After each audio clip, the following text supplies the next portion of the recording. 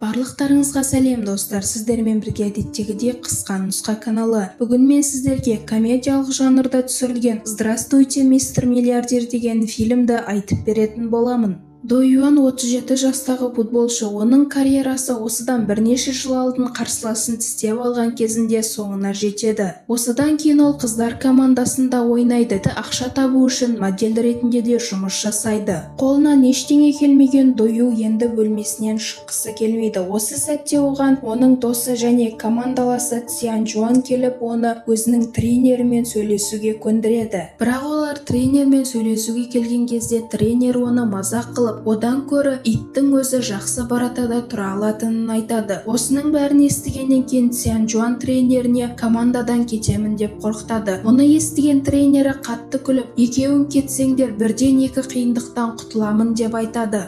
Көңіл күйлері түсіп кетіп, үйге қайтып келе жатқанда олардың алдынан бір адам шығады. Ол адам оларды қағып кеткендей кейіп көрсеткісі келеді. Олар бірден оның мошенник екенін түсінеді және де мұның бәрін өтірік істегенін мойындау үшін онымен машинаның терезесін сүртеді. Мұның барлығын көріп қалған Цзяджу деген қыз оларды бұзақылар деп мазақ қылып, жан-жағына адамдарды шақырып оларды айыптайды. Ол тіпті олардың ақталғанын да тыңдамайды. Осылайша оны полиция қызметкерлері бөлімшеге қамап тастайды.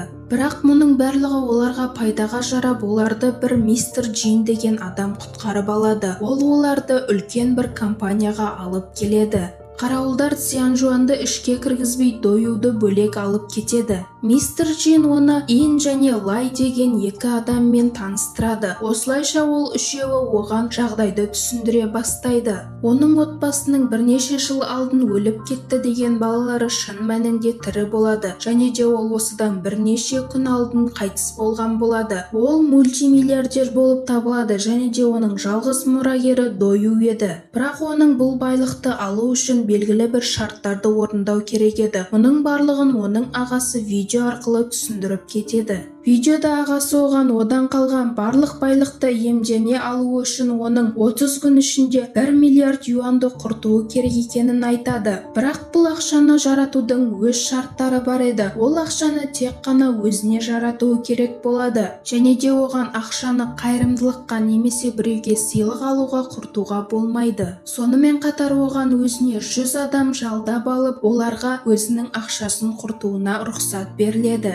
Сонымен қатар ағасы оған екінші жолды ұсынады. Ол бұның барлығынан бас тартып 10 миллион юанды алып кетіп қалуына болады. Немесе осы ойынға қатысып барлық байлықты алады, немесе ойыннан ұтылып ештеңесіз қалатын еді. До Ю бірден ойынды қабылдайды. Осылайша мистер Джин оған осы айдың ішінде оны бақылап жүретінін айтады және де ол өзінің бухгалтерлерінің бірін оған береді. Ол бухгалтер әлгі көшеде кездесіп қалған Цзяджу еді. Қыз оны көре салып, онымен бірге жұмыс істеуден бас тартады. Бірақ До Ю оны түрмеге жіберген үшін кек алмақ болып, ол қызбен бірге жұмыс жасауға келіседі. Осыдан кейін ол өзімен бірге Цзян Жуанды алып, ақша сақталған қоймаға түседі. Олар ақшаны көре сала естерінен танып қалады. Банктен қап-қап ақшамен шыққан олар бірден ақшаны құрта бастайды. Ол сол жердегі охранниктерді сатып алып, оларды өмірінде көрмеген ақша беріп, жұмыстан босауға көндіреді. Осыдан кейін ол өзінің ойнаған командасына келеді және командаластарына енді оларға мүмкіндік туып тұрғанын және де олардың әлемдегі ең мықты футбол командасымен ойнауы керек екенін айтады. Оның байып кеткеніне сенбеген командаластары оны мазақ қылып күледі. До Ю өзінің ақшасы көп екенін білдіру үшін поляның ортасына әкеліп ақша шаштырады. Осыдан кейін командаластары оған сеніп машинаға мініп, онымен бірге жол тартады. Жолда келе жатып До Ю Цзяджуға қырындайды. Сол кезде қыз оның жігіті бар екенін, оның педагог екенін және оны ақша ешқашан уайымдатпағанын айтады.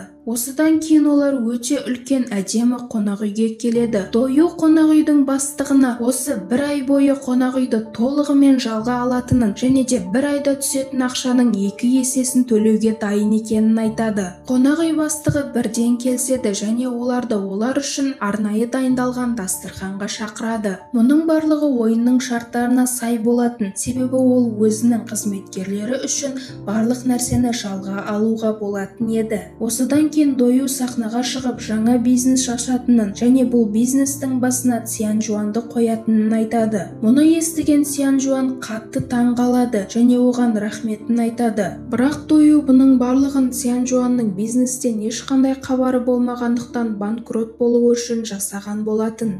Осыдан кейін Дою ақшасын оңды-солды жарата бастайды. Ол тіпті шашын $1,000,000-ға алдырады. Мұның барлығы Цзяжуға ұнамайды және де ол оған осылай жалғастыра берсең, жарты жылдың ішінде ештеңесіз қаласың дейді. Ол Дою үшін өте аз уақыт болатын. Бір күні оның алдына Цзяжудың жігіті келеді және де ол өзінің ғылыми конференциясына бірде-бір билеттің сатылмағанын айтады. Осылайша Дою оған көптеген ақша беріп, оның билеттерінің барлығын сатып алады. Осыдан кейін ол жігітке өте көп айлыққа өзінің бақшасына қарайтын адам болып жұмыс жасауды ұсынады. Жігіт ойланбастан бірден қабылдайды. Жігітін ақшаға қызықпайды деп ойлаған Цзяжу одан көңілі түсіп кетіп, сол кезде ұрсып қалып айырылысып кетеді. Бірнеше уақыттан кейін Дою Цзян Жуанның бастаған бизнесіндегі инвесторлармен кездеседі. Ол инвесторлардың пайдасыз нәрсеге ақша жұмсап жатқанын түсініп, инвестиция құюға қуана-қуана келіседі. Дою Ин және Лаймен бірге гольф ойнайды. Ойыннан кейін ол оларды тамақтануға шақырады. Дою өзінің ақшасын тек қана қызметкерлері үшін жұмсай алатын болғандықтан, оларға өзінің ақшасынан тамақтандыру керек болатын. Сол үшін де ол оларға рямьон ұсынады. Олардың бірі белгілі бизнесмен Лафиттің сөзін айтып қалады. Мұны естіген Дою оны тез арада Кореяға алғызу керек екенін айтады. Ол бизнесменді шақыру үшін көптеген ақша төлеп, онымен бірге тамақтанады. Дою Лафиттен өзінің сәтсіздікке ұшыраған бизнесі туралы айтып беруді сұрайды. Мұны естіген Лафит қатты ренжиді, өйткені ол адамдарға мотивация беріп, тек қана жетістікке жеткізуге тырысатын еді. Ол тіпті тамақтың дәмін көрмей кетіп қалады. Осылайша біздің кейіпкеріміз ақшасын одан әрі керек емес заттарға жарата береді. Бір күні оған көңілсіз хабар келеді, себебі Цзян Жуанның бастаған бизнесі өте сәтті болған еді және де оның ақшасының үстіне ақша қосылады. Мұны естіген Дою қатты ашуланады. Бұл уақытта Цзяжу жалғыздықта өзінің туған күнін тойлап отырады. Бір кезде оның бұрынғы жігіті Гүлмен келеді. Қыз қуанып кетеді, бірақ жігіттің ойы басқада еді. Ол қыздан бастығынан оның жаңадан шығатын кітабына инвестиция салуды сұрайды. Оны естіген қыз қатты ашуланып, оны бөлмеден қуып жібереді. Осыдан кейін ол Доюдың алдына келеді. Дою оған жұмыс жайлы сөйлесуге мүмкіндік бермейді және оған өзінің дайындаған сыйлығы бар екенін айтып, от шашуын көрсетеді. Қыз бүгін оның туылған күні екенін және бұл сыйлықтың өте керемет екенін айтады. Қыз бұл сыйлыққа қатты таң қалғанымен оны білдірмеуге тырысады және оған екеуміздің арамызда ештеңе болуы мүмкін емес. Сен менің ағам немесе тек қана бастығым бола аласың дейді. Арада бірнеше күн өткеннен кейін Цзяжу барлық жерде өзінің суретін көре бастайды. Оның барлығын Дою оған бір мүмкіндік беруі үшін шығарған болатын. Көшеде қызды көрген барлық адам одан бір мүмкіндік беруді сұрай бастайды. Мұның барлығын көрген қыз қатты ашуланып Доюға хабарласады. Бірақ Дою оны тыңдамай бүгін кешке болатын концертке кел деп айтады. Ешқандай шарасы қалмаған қыз адамдардан жасырынып концертке қарай жол тартады. Жолда оның алдынан әлгі мошенник шығып, оны соғып кеткендей кейіп танытады. Сол кезде қыз фильмнің басында Доюдың өтірік айтпағанын түсінеді және де отельге келіп оның ұсынысын қабылдайды. Олар бірге концертке барады. Сөйтсе әлгі концерт қыз үшін арнайы дайындалған оның сүйікті әншісінің концерті болып шығады. Концерттен шыққан соң олар бірге тамақтанады және көшеде ойнап жүрген балалармен бірге футбол ойнайды.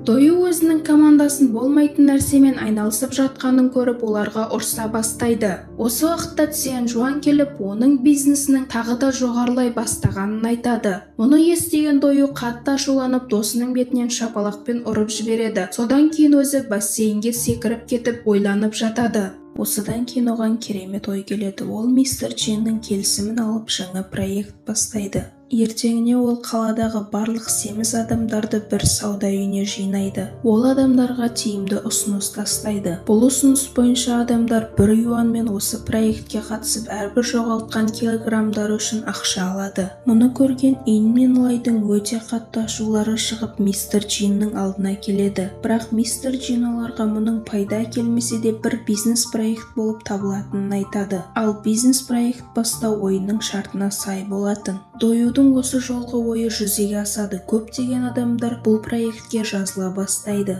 Дою оларға барлық жағдайды жасап береді, тіпті барлық жаттығу залдарын тегін қылады. Осылайша адамдар айтарлықтай салмақ тастап көптеген ақша алады.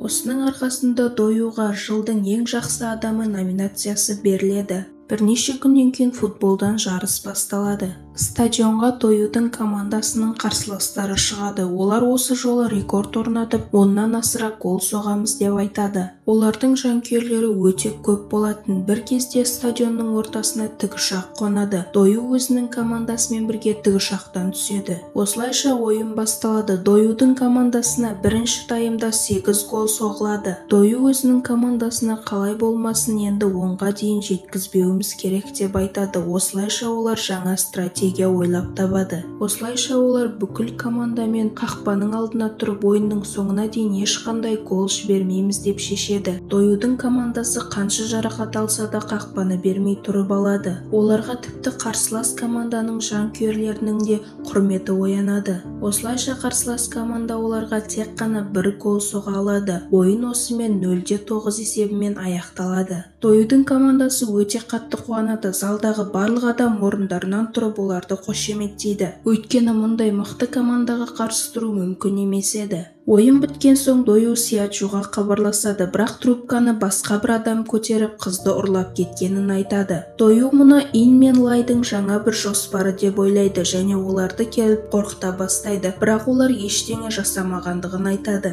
Осы сәтте оған әлгі ұрлап кеткен адам хабарласып, жардан бір адамды итеріп жіберіп, егер 10 миллион кешке дейін алып келмесең, сенің қызыңды да осы жардан итеріп жіберемін деп қорқытады. Дою не істерін білмейді, себебі ол 10 миллионды алып баратын болса, ойын шартын бұзған болып, барлық байлықтан айырылып қалатын еді. Шын мәнінде бұл оның атасының оған жасап кеткен соңғы сынағы болатын. Өйткені ол өзіне ақшадан гөрі адам өмірінің маңызды екенін дәлелдеу керек еді. Осы кезде ол ойыннан ұтып шығып барлық байлықты алады. Ал қызға ештеңе болмайды. Мистер Джин оған мұның барлығын айтып түсіндіреді. Бірақ Дою ішіп алып, караоке айтып кездесуге кешігеді. Кездесу уақыты өтіп кеткен соң мистер Джин одан үмітін үзіп қайтпақ болып жатады. Осы уақытта олар баспалдақтан қалта-қалта ақшаны зорға көтеріп келе жатқан Доюды кездестіріп қалады. Мистер Джин оған мұның барлығы сынақ екенін айтып, сынақтан өтумен құттықтайды. Және де оған атасының соңғы қалдырған видеосын көрсетеді. Атасы оған бұл өмірде ақшадан да барлығынан маңызды отбасы екенін айтады. Бірнеше ай өткен соң Дою мен аяғы ауыр Сияжу демалыстан қайтып келеді. Олар енді өздерінің байлықтарын қайырымдылыққа жұмсамақшы болады. Құжаттарға қол қояйын деп жатқанда олар тоқтап қалып, өзіміздің балаларымызға да бір нәрсе қалдыруымыз керек деп шешеді. Өстіп олар тізім түзе бастайды. Тізім ең арзан заттардан басталып, өте қымбат заттарға дейін созылады. Ақыр соңында олар ақшаның барлығын өздеріне қалдыратын болып шешеді. Осымен фильм аяқталады. Достар, фильм ұнаған болса, әдеттегідей 1-ден 10-ға дейін бағалап кетіңіздер. Және де егер сіздерге осылай 1 миллиард теңге беріп, оны 30 күнде жұмса дейтін болса, не затқа жұмсар едіңіздер, оны да жаза кетіңіздер.